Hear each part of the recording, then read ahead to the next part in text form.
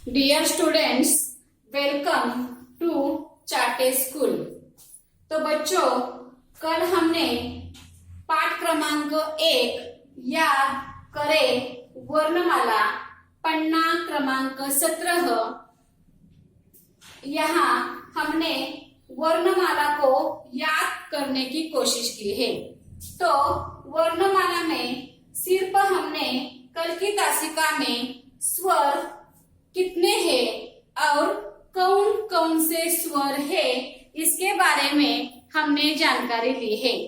तो बच्चों, आपको याद आया होगा कि कुल मिला के स्वर वर्णमाला में 12 है और कौन कौन से है, मतलब अ से लेकर आहा तक इतने स्वर हमने कल याद किए हैं।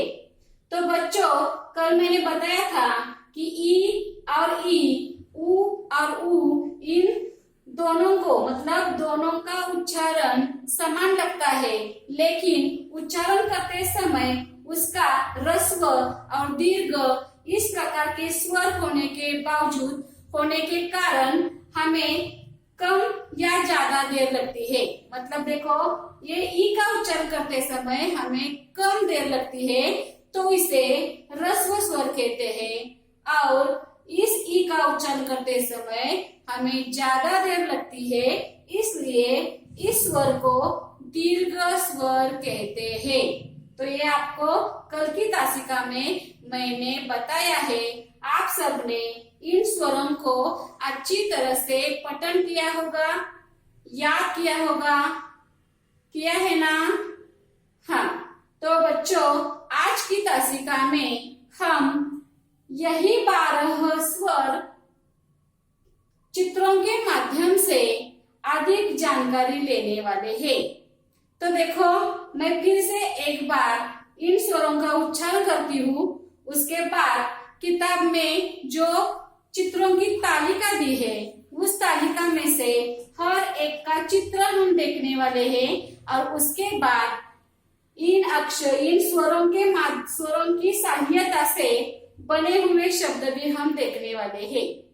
तो बच्चों देखो, ये कुल मिला के स्वर है 12।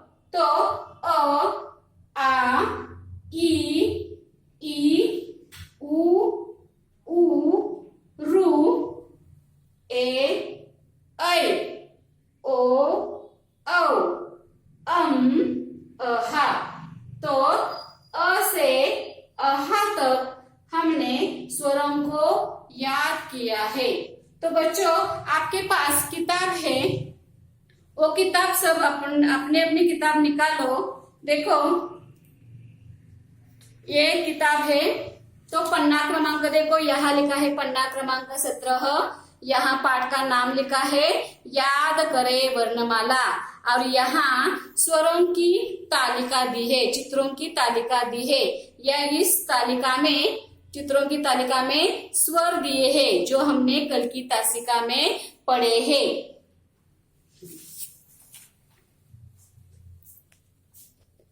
अब देखो, यहाँ देखो, ये हमारा पाठ का नाम है याद करें वर्णमाला। अब यहाँ देखो, ये पहला चित्र देखो। हाँ, यहाँ पहला चित्र है, देखो ये। हाँ, आप सभी के पास किताब है। शुभ्रा, किताब निकाली है क्या? परिणीति, दुर्गेश, हाँ, स्वरा, देखो आप सभी के पास किताब है। तो पहला ये जो चित्र है, यहाँ स्वर दिखा है, स्वर लिखा है अ से अनार। ये चित्र कौन सा है? अनार का है। कौन सा है? अनार। हाँ बोलो, आप भी बोलो मेरे साथ, अ से अनार। दूसरा चित्र देखो, यहाँ स्वर लिखा है आ से आम। क्या है? आम। यहाँ देखो ई से इमली। क्या है? ई से इमली। आप सभी ने देखी होगी। ये चौथा चित्र देखो, ई। अब ये ह्रस्व स्वर है और ये दीर्घ स्वर है। अब देखो ई से क्या बना है, ई से ईख। क्या है, ईख। मराठी में क्या बोलते हैं, ऊस, जो आपने खाया होगा। उसके बाद देखो ये, इसमें ये स्वर का नाम है ऊ। क्या है, ऊ। आप भी मेरे साथ कहिए, बोलिए, क्या है ये, ऊ। ऊ से उल्लू। क्या है, ऊ से उल्लू। उसके बाद देखो ये है ऊ, तो ऊ से ऊन। तो इससे क्या बनता है, स्वेटर बनता है। हाँ, तो यहां देखो ये ज्यादा वाला स्वर है, इसका पठन हमें 5वीं कक्षा से आगे करना है। तो ये भी स्वर है, इसका देखो स्वर क्या है, रू। अब ये रू से ऋषि, इसका उच्चारण ऋषि ऐसा भी करते हैं। यहां देखो ए से एड़ी। यहां दिखाई दे, देखो इस चित्र में दिखाया है, इसे कहते हैं एड़ी। आगे देखो ऐ से ऐनक। तो हमारे घर में भी अनेक लोग रहते हैं, अनेक लोगों के पास ये ऐनक आपने देखी होगी, देखी है ना। हाँ, यहाँ देखो ओ से ओखली। क्या शब्द है, ओखली। चित्र देखिए, ध्यान कीजिए, निरीक्षण कीजिए, ध्यान से देखो तो आपको समझ में आएगा कि ऐ से क्या होता है, ऊ से क्या होता है, ओ से क्या होता है। तो ओ से क्या है, ओखली।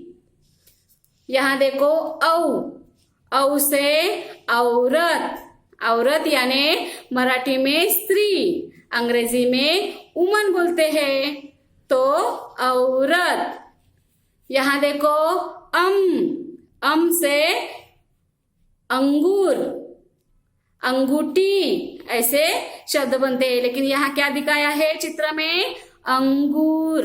हाँ, उसके बाद देखो यहाँ अंतिम अक्षर है अहा, अंतिम स्वर है अहा। जब हम हंसते हैं, जोर जोर से हंसते हैं, तब अहा का क्या होता है, यहाँ इस्तेमाल किया जाता है। तो देखो ये सब चित्रों की तालिका है।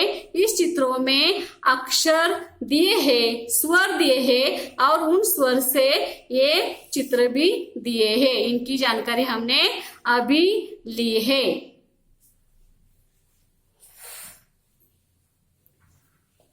तो बच्चों, अभी हमने वर्णमाला में जितने भी स्वर हमने याद किए हैं, उन स्वरों के बारे में हमने चित्र की तालिका देखी है और समझ ली है। तो बच्चों,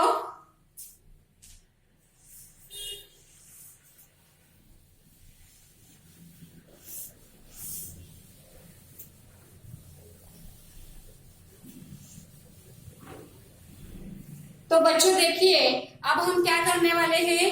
तो जो हमने अभी चित्र की तालिका देखी और जो हमने स्वर को याद किया है, तो अ से अनार ये शब्द कैसे लिखा जाता है और अ स्वर का कौन सा चित्र किताब में दिया है, उसका नाम क्या है, ये आपको पहचानना है, देखना है और जान लेना है।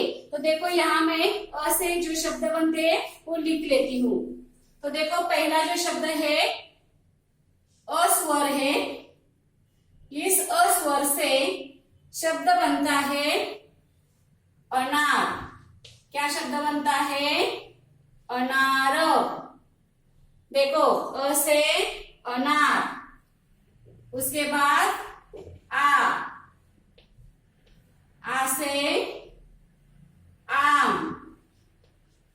आ से क्या बनता है, आम। देखो अ से अनार, आप बाजार जाते हो तो अनार आपने देखा है, ये फल का नाम है और अनार इस फल में छोटे छोटे लाल रंग के दाने होते हैं। आप ये पहचान सकते हैं आसानी से। दूसरा आम है।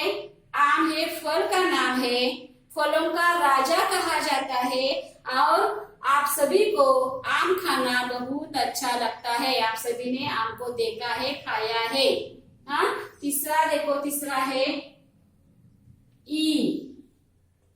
इसे इमली, क्या बनता है शब्द इमली। आप भी मेरे साथ कहिए, बोलिए।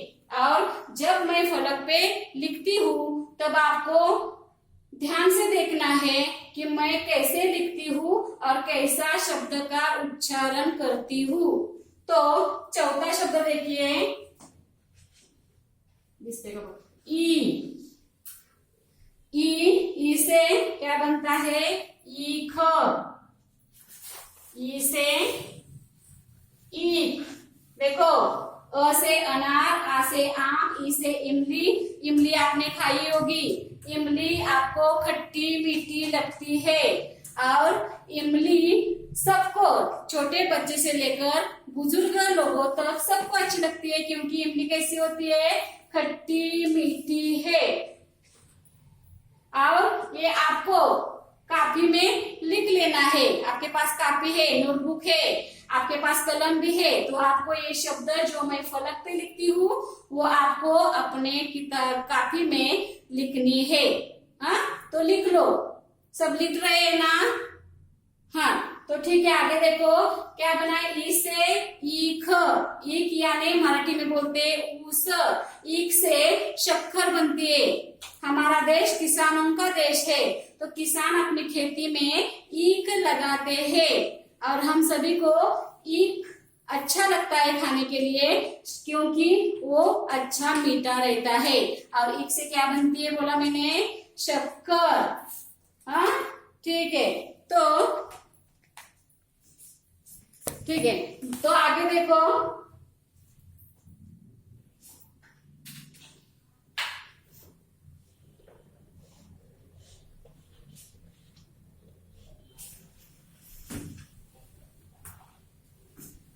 तो आगे देखो, ई के बाद क्या आता है, ऊ से क्या बनता है, ऊ से उल्लू। क्या बनता है, ऊ से उल्लू। देखो, उल्लू आपको मत पता है, प्राणी का नाम है। और ये ल का देखो, इसमें दूसरा उकार दिया है, इसलिए इसका उच्चारण दीर्घ होता है। तो उसे क्या बना है, उल्लू। उसके आगे देखो, ऊ। अब ए से या इस ऊ से क्या बना है शब्द, ऊन। अब ए ऊन का अर्थ अलग है, मराठी में ऊन यानी धूप, लेकिन हिंदी में ऊन यानी जो स्वेटर हम बुनते हैं वही ऊन याद में रखिए। तो ऊन का क्या है कि हमें जब ठंड लगती है तो ठंड से बचने के लिए हम स्वेटर पहनते हैं, मफलर पहनते हैं, तो वो बनाने के लिए हमें ऊन की आवश्यकता होती है। तो उसे क्या बना है, ऊन। उसके बाद रू से बनता है ऋषि।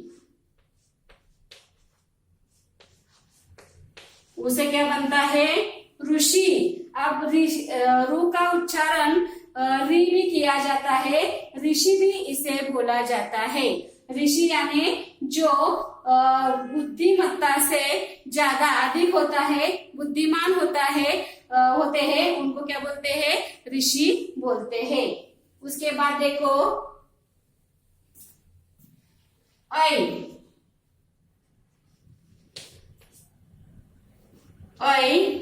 से क्या बना है, एड़ी।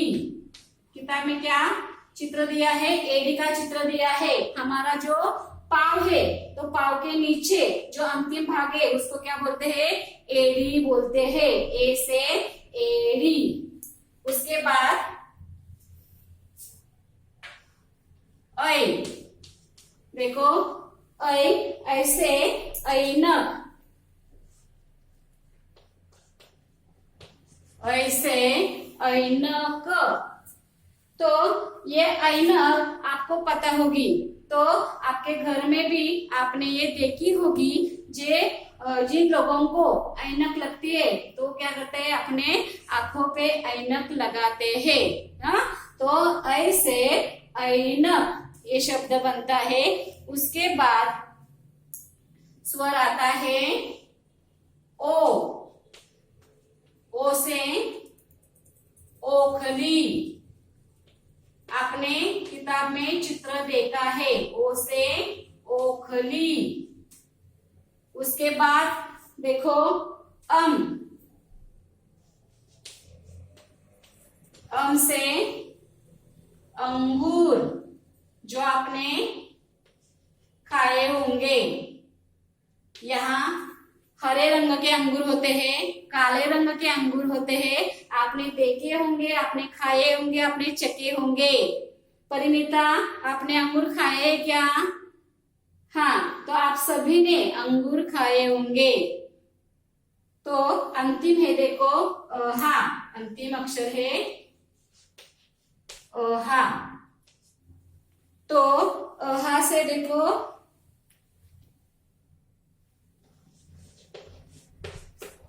जब हम हंसते हैं तब हम ठहाका लगा के हंसते हैं, जोर जोर से हंसते हैं। जब कोई हम जोक वगैरह सुनते हैं तब हम जोर जोर से हंसते हैं, तब हा का उच्चारण होता है। हाँ, आप सभी को पता है। या हम ओम नमः शिवाय ऐसा बोलते हैं, तो नमः, तो उसके बाद ऐसा चिन्ह देते हैं, ऐसा शब्द बोलते हैं। तो देखो बच्चों, आज की तासिका में हमने क्या किया है, याद करे वर्णमाला पन्ना क्रमांक 17।